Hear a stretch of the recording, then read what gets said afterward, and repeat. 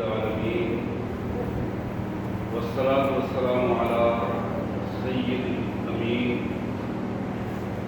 أما بعد فأعوذ بالله السميع العليم من الشيطان الرجيم بسم الله الرحمن الرحيم وإذ بوأنا لإبراهيم مكان البيت ألا تشرك بي شيئا وطهر بيتي للطائفين والقائمين والركع وأذن في الناس بالحج يأتوك رجالا وعلى كل ضامر يأتين من كل فج عميق يشهدوا منافع لهم ويذكروا اسم الله في أيام معلومات على ما رزقهم من بهيمة الأنعام فكلوا منها وأطعموا البائس الفقير ثم ليقضوا تفثهم وليوفوا نذورهم وليطوفوا بالبيت العتيق ذلك ومن يعظم حرمات الله فهو خير له عند ربه وأحلت لكم الأنعام إلا ما يتلى عليكم فاجتنبوا الرجس من الأوثان واجتنبوا قول الزور حنفاء لله غير مشركين به ومن يشرك بالله فكأنما خر من السماء فتخطفه الطير وهو تهوي به الريح في مكان سحيق ذلك ومن يعظم شعائر الله فإنها من تقوى القلوب لكم فيها منافع إلى أجل مسمى ثم محلها إلى البيت العتيق آمنت بالله صدق الله العظيم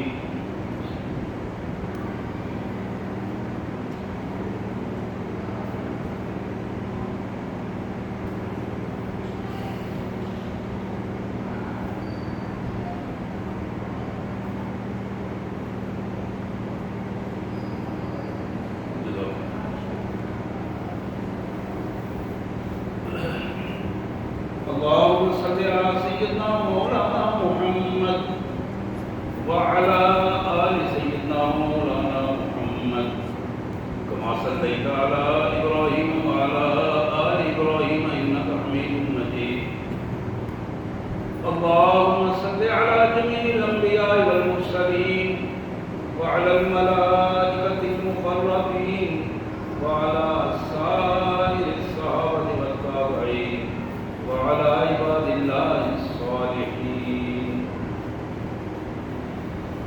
اللہ کے پاک کلام قرآن مجید میں یہ 17واں پارہ ہے اور سورہ حج کا ایک پورا رکوع میں نے آپ کے سامنے تلاوت کیا ہے. سب سے پہلے ان آیات کا سادہ سا مفہوم اور پھر نبی رحمت سید عالم صلی اللہ علیہ وآلہ وسلم کی مبارک حدیث کی روشنی میں حج کے حوالے سے چند اہم باتیں انشاءاللہ کی جائیں گی. اللہ کے مبارک نام سے بڑا مہربان بہت زیادہ رحم کرنے والا ہے. وَإِذْ بَوَّأْنَا لِإِبْرَاهِيمَ مَكَانَ الْبَيْتِ ہم نے اپنے بندے اپنے نبی اپنے رسول جناب ابراہیم علیہ السلام کو خصوصی طور پر اپنے گھر کے قریب آباد کیا.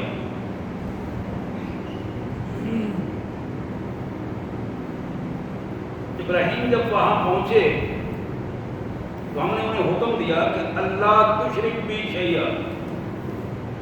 ابراہیم سب سے پہلا آرڈر تمہارے لیے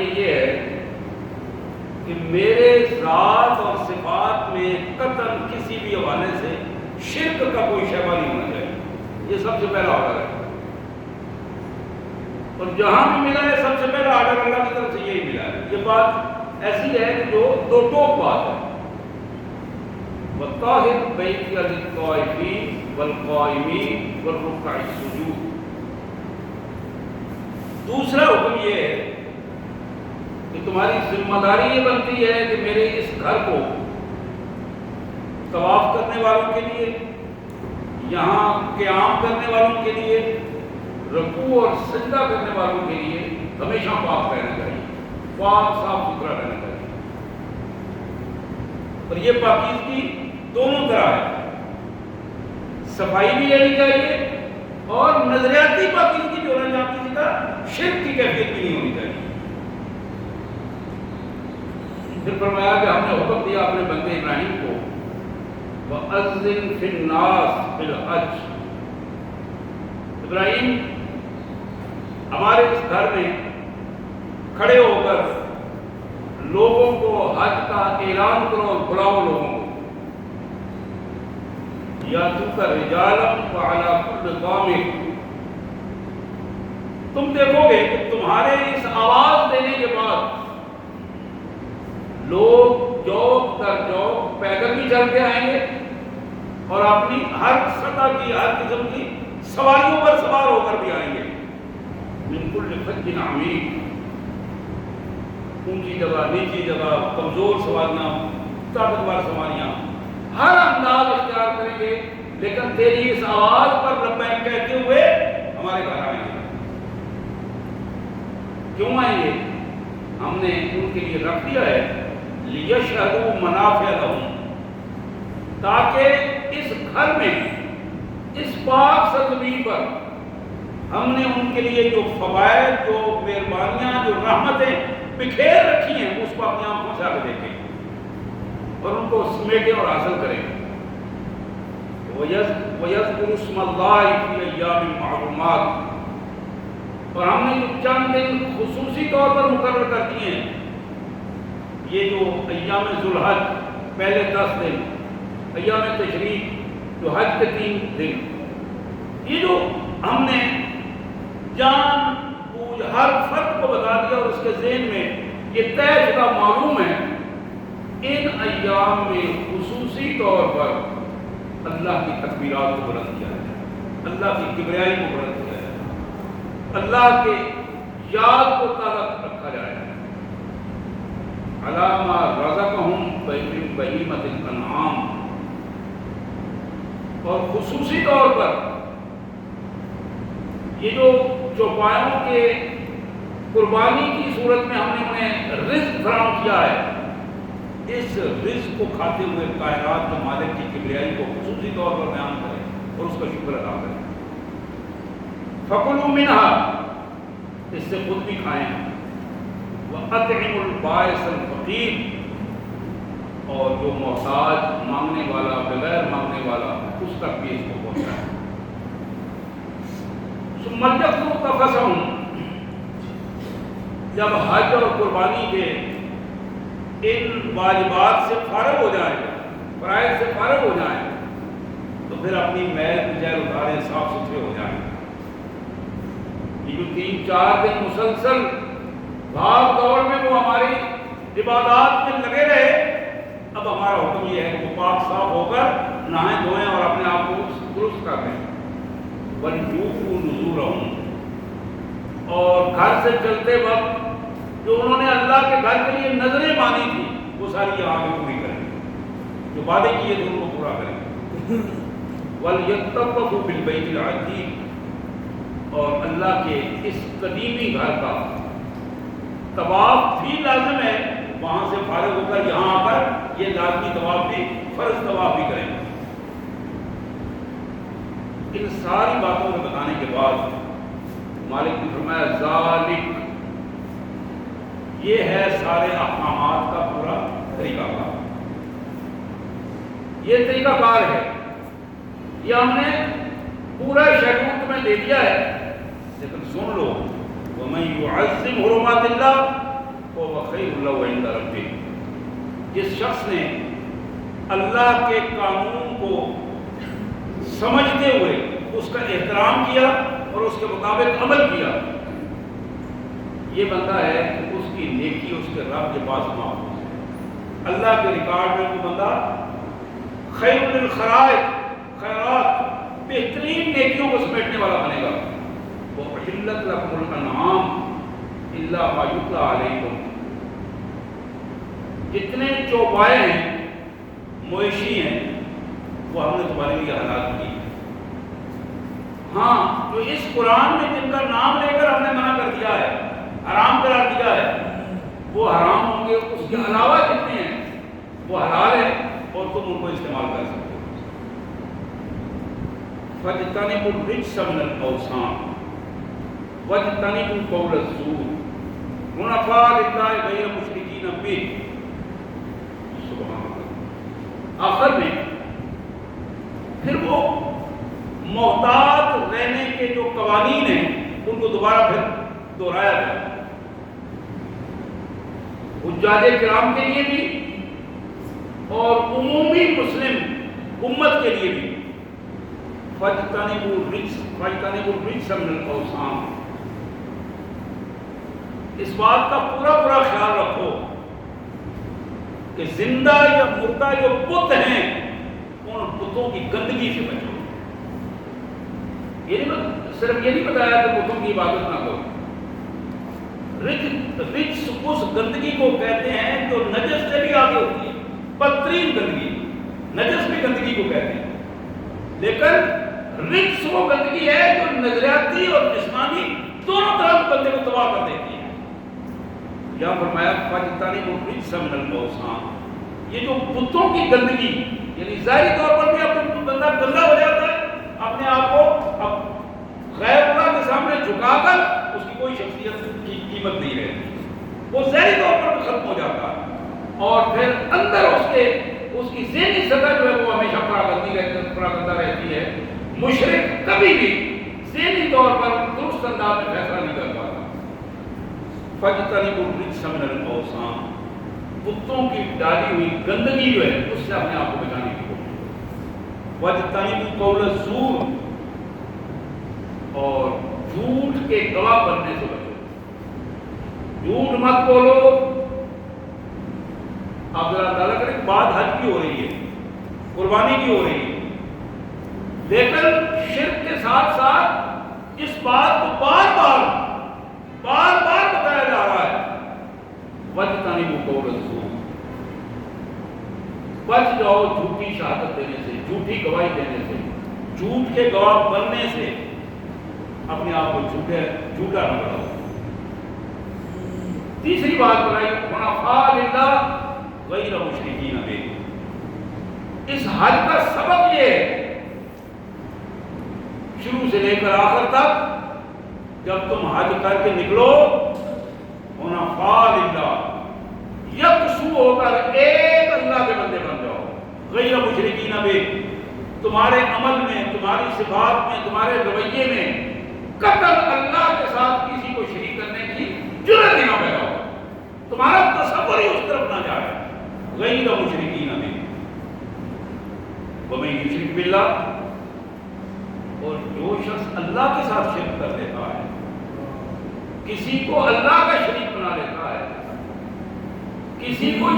کسی کے بارے میں یہ سوچ پیدا کر دیتا ہے کہ مجھے عزت اس نے دی ہے، ذلت اس یہ دے سکتا ہے، میری زندگی اس کے پاس ہے، میرا رزق اس کے پاس ہے، اولاد فلاں صاحب کی وجہ سے ملی ہے، یعنی وَمَن یُشْرِک بِاللَّهِ، جس شخص نے بھی اللہ کے ساتھ کسی کو شریک ٹھہرا لیا، فَكَأَنَّمَا خَرَّ مِنَ السَّمَاءِ، اس کی مثال یہ ہے جیسے آسمان سے دھکا دے کر اس کو نیچے گرا دیا جائے، فَتَخْطَفُهُ الطَّيْرُ، اور پھر جب وہ گرے تو پھر اس کے پرندے اس کو نوچ کر ٹکڑے کرتے ہیں، پرندے اس پر جھپٹ پڑے مردار پر، وہ مردار جو مشرکانہ رویہ رکھنے والا مردار ہے۔ اللہ فرماتے ہیں اس کی حالت یہ ہے جیسے آسمان سے دھکا دیا جائے، نیچے گرے، اس کے ٹکڑے ٹکڑے ہو جائیں، اور پھر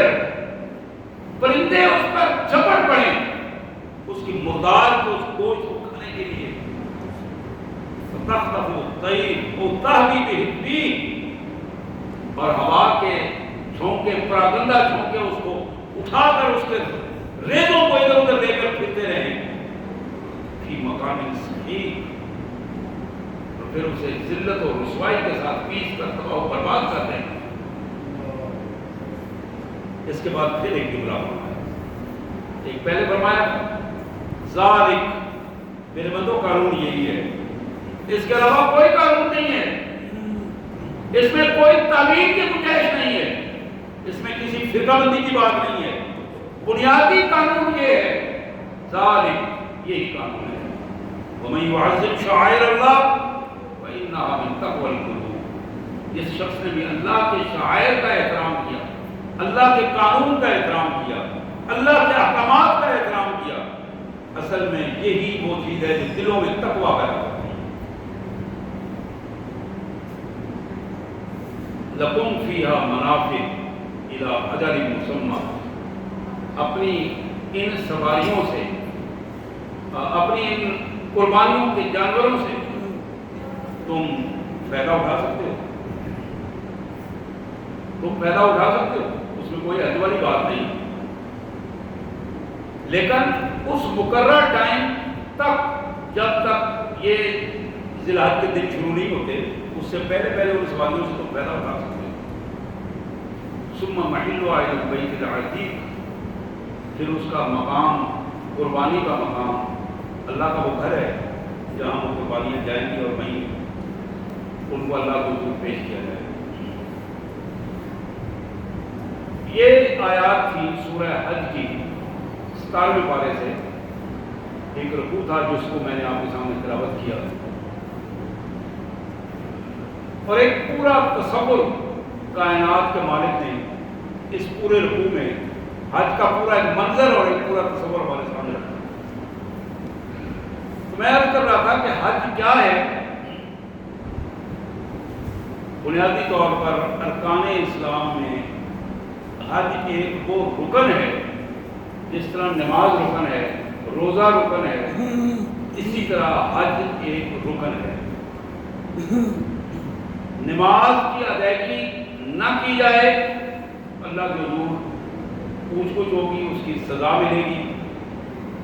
بالکل اسی طرح زکوٰۃ ادا نہ ہوگی، اگر کوئی بندہ جان بوجھ کر چھوڑ دے وہ پھر کفر کی حالت تک پہنچ جاتا ہے۔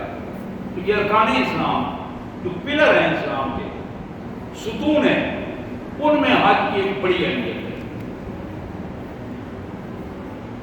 جناب محمد کریم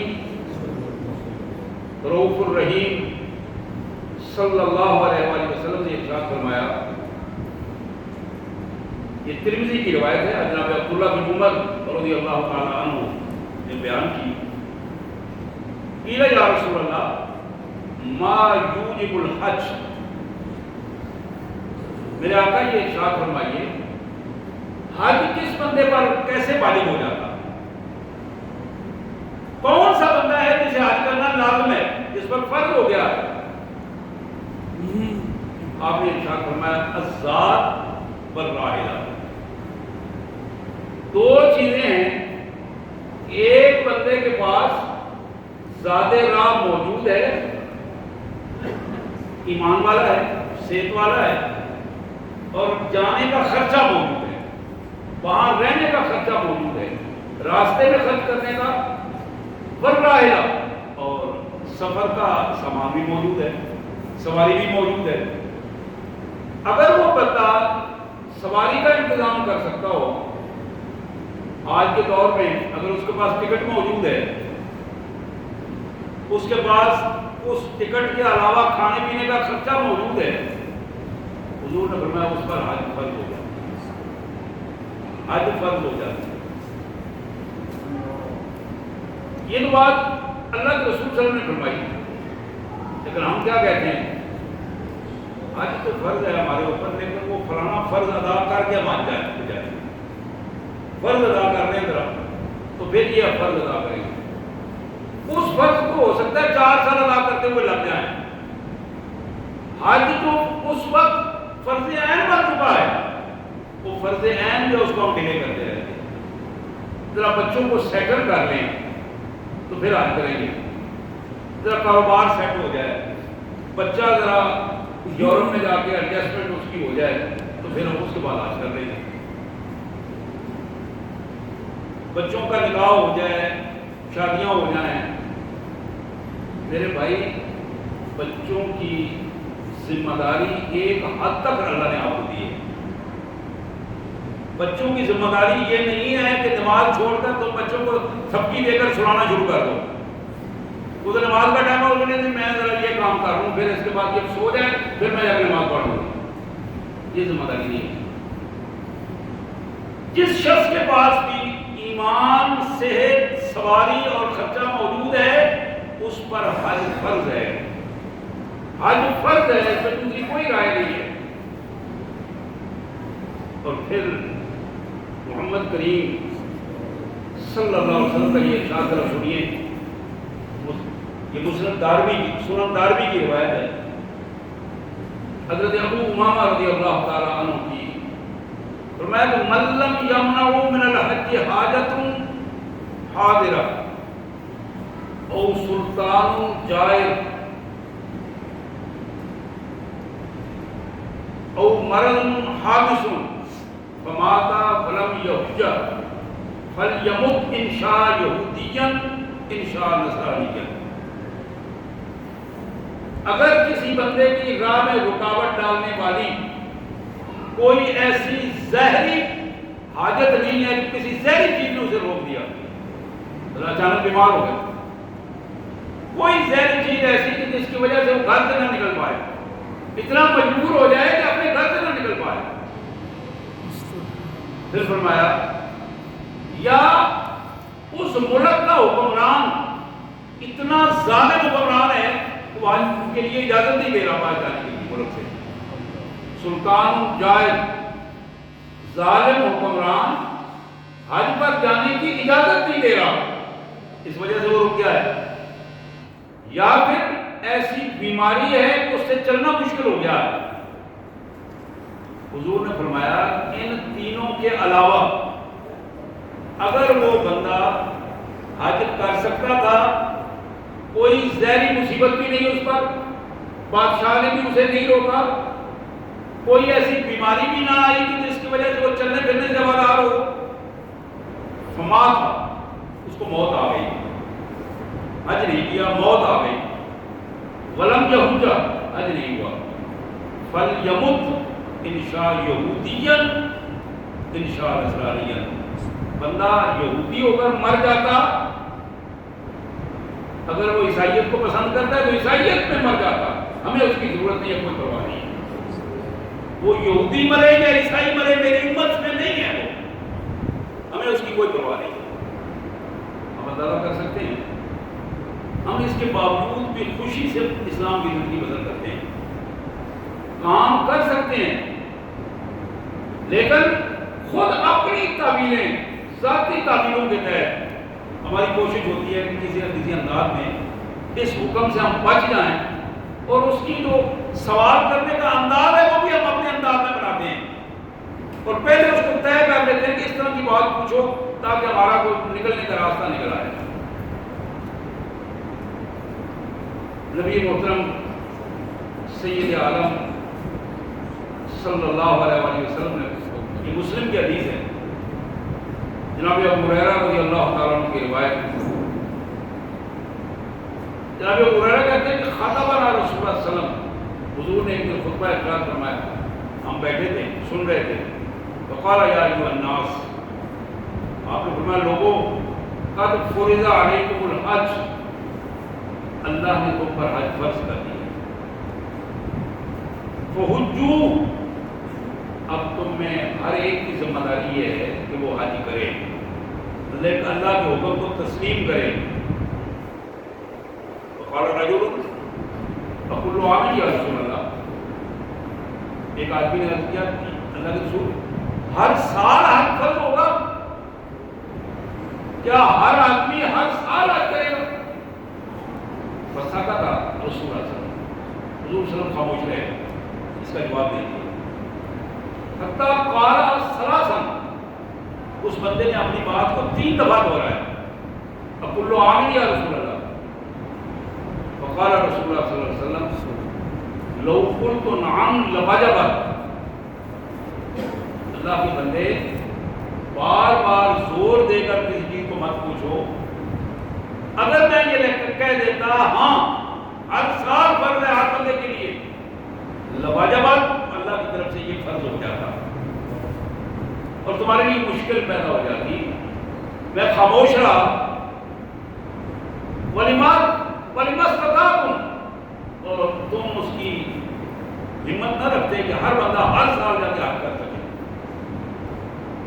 ضروری ما ترکتکم، جب میں خاموش ہو جاؤں تمہیں کوئی چیز نہ بتاؤں تو پھر مجھے اس حالت میں رہنے دیا کرو، مجھ سے بار بار ایک بات کو نہ پوچھا کرو.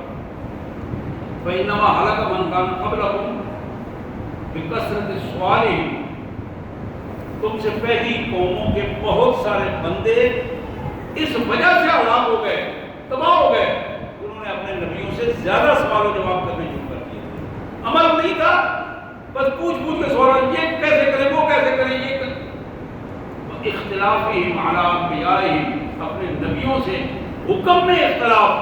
وہ انہوں نے ایک حکم دیا، انہوں نے اپنے راستہ نکالنے کی کوشش کی. جب راستہ نکالنے کی کوشش کی اللہ نے دباؤ برباد کر دی. اللہ کے رسول صلی اللہ علیہ وسلم نے فرمایا فَإِذَا أَمَرْتُكُمْ بِشَيْءٍ فَأْتُوا عَنْهُ مَا اسْتَطَعْتُمْ، جب میں تمہیں کسی چیز کے کرنے کا حکم دے دوں تو جتنی تم میں ہمت ہو اس کے مطابق عمل کرو. وَإِذَا نَهِيتُكُمْ عَنْ شَيْءٍ فَدْعُوهُ، اور جب میں کسی چیز سے تمہیں روک دوں تو اس کو چھوڑ دیا کرو، اس کے حوالے سے دوبارہ پوچھا ہی نہ کرو. بڑی اہم حدیث مبارک اس حوالے سے. حج فرض ہے اللہ کی طرف سے، ہر سال نہیں ہے، زندگی میں ایک بار، زندگی میں ایک بار فرض ہے. اور نبی رحمت صلی اللہ علیہ وسلم نے ایک بار یاد کروایا. عمرے آپ نے تقریباً، میں آج پڑھ رہا تھا 4 عمرے تقریباً آپ نے ادا فرمائے، لیکن حج آپ نے ایک دفعہ کیا. ایک دفعہ حج کرنے سے حج کا فرض مکمل ہو جاتا ہے. بار بار حج کرنا اس سے زیادہ بہتر ہے کہ کوئی اور ضرورت کا کام بہتر انداز میں کر لیا جائے. لیکن یہ نہیں ہے کہ حج کا ثواب نہیں ہوگا. حج کا ثواب ہوگا. ایک آدمی دوبارہ جاتا ہے، سے بارہ جاتا ہے، اللہ تعالیٰ اسے اجر دیں گے اس کی نیت اور اس کے اخلاص کے بارے میں. بخاری اور مسلم کے حدیث مبارک نبی رحمت صلی اللہ علیہ وسلم نے فرمایا من حج للہ فلم یرفث ولم یفسق رجع کیوم ولدتہ امہ. ایک بندہ حج کے لیے نکلتا ہے، پورے حج کے سفر میں واپسی تک اللہ کی فرما برداری کو اپنی زندگی میں غالب رکھتا ہے. نہ تو کوئی نفسانی خواہش کا اظہار کرتا ہے، نہ کوئی ایسی حرکت کرتا ہے، نہ اللہ کی نافرمانی کی کوئی بات کرتا ہے. میرے آقا صلی اللہ علیہ وسلم نے فرمایا کہ یہ بندہ اس نے اللہ اور اللہ کے رسول کے احکامات کے مطابق اس حج کے فریضے کو مکمل کر لیا. یہ بالکل اس طرح لوٹ کر آئے گا اپنے گھر میں گویا کہ آج اس دنیا میں آیا ہے، ماں نے آج جنا ہے، معصوم. اللہ تعالیٰ اس کے گناہوں کا سارا ریکارڈ کرتا ہے. سبحان اللہ و بحمدہ سبحان اللہ العظیم. میرے آقا صلی اللہ علیہ وسلم نے فرمایا وفد اللہ الثلاث، 3 قسم کے لوگ ایسے ہیں، 3 قسم کے لوگ جو اللہ کے مہمان ہوتے ہیں.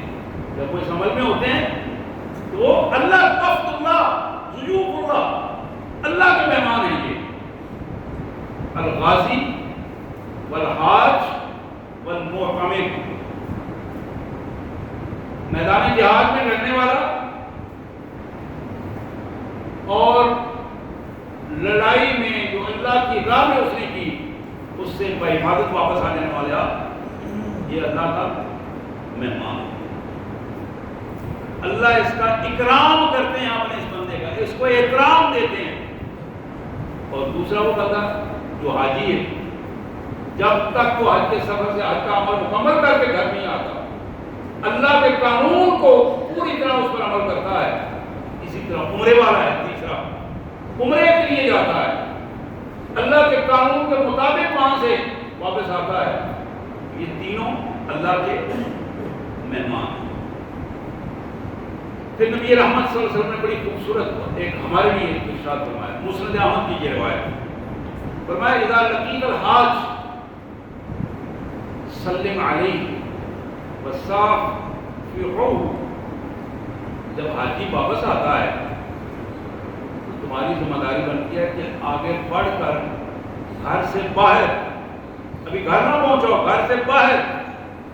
ہم انتظار کرتے ہیں کہ گھر آ جائے، چلو 2-4 دن گزر جائیں تو پھر ہم ملاقات ہو جائے گی، مسجد میں ملاقات ہو جائے گی. اللہ نے فرمایا نہیں. اللہ کے رسول نے فرمایا کہ اس کا استقبال کرو گھر سے باہر، سلم علیہ، سلام کرو اسے، صافحو، اس سے مصافحہ کرو. اور پھر فرمایا وَمُرْهُ أَن يَسْتَغْفِرَ لَكَ قَبْلَ أَن يَدْخُلَ بَيْتَهُ. اور اس سے درخواست کرو کہ گھر میں داخل ہونے سے پہلے وہ آپ کے لیے دعا کرے. گھر میں داخل ہونے سے پہلے اس سے دعا کرواؤ. حضور نے فَإِنَّهُ مَغْفُورٌ لَهُ. جب تم اس سے دعا کرواؤ گے، اب یہ وقت وہ ہے کہ اللہ تعالیٰ اس کی دعا کے ساتھ آپ کے گناہوں کو معاف کر دے گا، آپ کے لیے آسانیاں پیدا کر دے گا.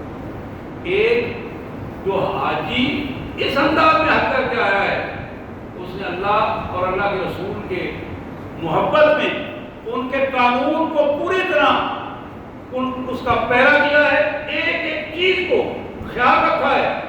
اب اس بندے کا احترام اور عزت یہ ہے کہ یہ اپنے گھر آنے تک اللہ کے مہمانوں میں شمار ہوتا ہے، اور اس کی دعا اس انداز میں اللہ کے رسول صلی اللہ علیہ وسلم قبول کی جاتی ہے. اسی طرح 2 اور پہلو میں آپ کے سامنے رکھنا چاہوں گا. نبی محترم صلی اللہ علیہ وسلم، یہ حدیث مبارک جناب عبداللہ بن عباس رضی اللہ عنہ کے حوالے سے مسلم شریف کی حدیث ہے. ان النبی لقی راکبا بالروحا. حضور صلی اللہ علیہ وسلم جا رہے تھے، مقام روحا کی پہلی ہے مکہ کے پاس، وہاں آپ نے دیکھا کہ ایک قافلہ جا رہا ہے. رکے ہوئے تو ان سے آپ نے پوچھا من القوم، بھئی کہاں سے آ رہے ہو، کون ہو؟ فقالوا مسلمون، ہم مسلمان ہیں. ذرا غور کیجیے سوال کا اور جواب کا. بھئی اپنا تعارف کراؤ، کون ہو؟